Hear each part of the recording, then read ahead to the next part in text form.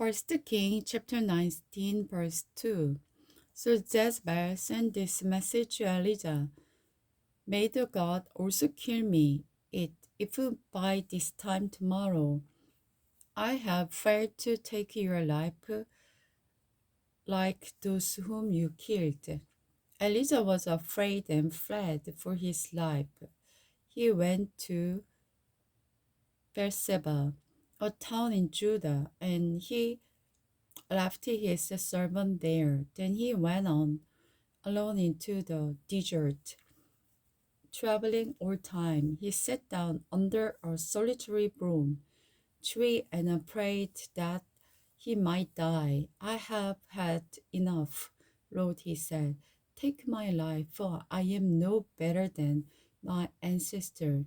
Then he lay down and slept under the broom tree. But as he was sleeping, an angel touched him and told him, Get up and eat. He looked around and saw some bread baked on the hot stones and a jar of water. So he ate and drank and lay down again. Then the angel of the Lord came again and touched him and said, Get up and eat some more, for there is a no long journey ahead of you.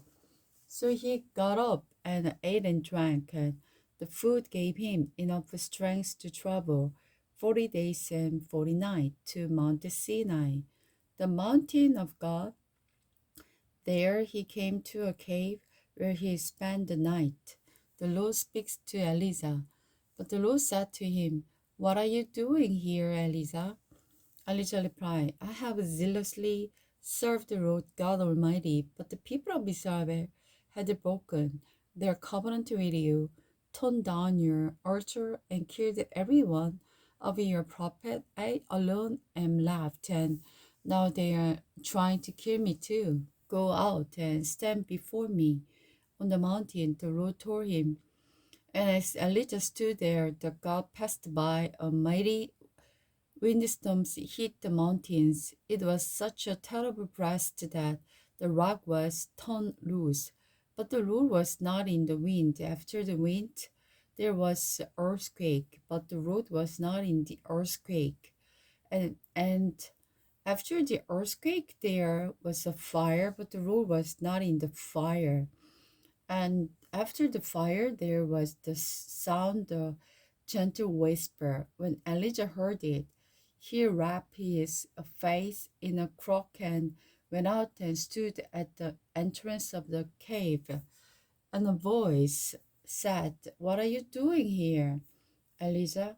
And he replied again, I have jealously served the Lord God Almighty, but the people of Israel had broken their covenant with you, torn down your altars, and killed every one of your prophet alone, and left, and now they are trying to kill me too.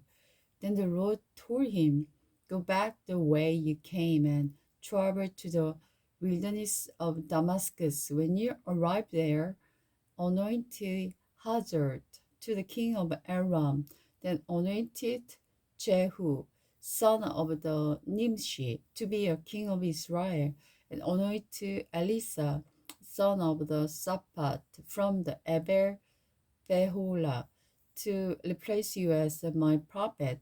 Anyone who escaped from the Hazor will be killed by Jehu, and those who escape Jehu will be killed by Elisa. Yet I will preserve 7,000 others in Israel who have never bowed to Baal or kissed him. The court of Elisa. So Elisa went and found Elisa, son of the Saphat, plowing a field with a team of oxen. There were 11 teams of oxen heard of him. He was flowing with the 12th team. Elisa went over to him and threw his cloak across his shoulder and walked away again. Elisa left the oxen standing there and ran after Elisa and said to him, First, let me go and kiss my father and mother goodbye, and then I will go with you. Elisa replied, Go on back, but consider what I am done to you. Elisha then returned to his oxen, killed them, used the wood from the floor to build a fire, roasted their flesh. He passed around the meat to the other flowmen, and they all ate. Then he went with Eliah as his assistant. Ben-Hadad attacked Samaria. Now King Ben-Hadad of Aram mobilized his army, supported by the chariot and the horses of 32 Alice king.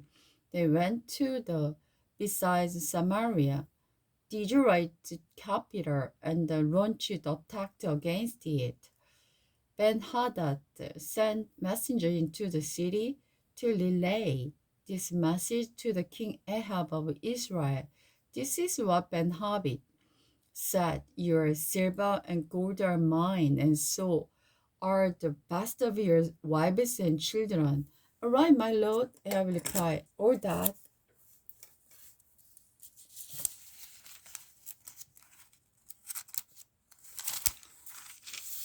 have is yours."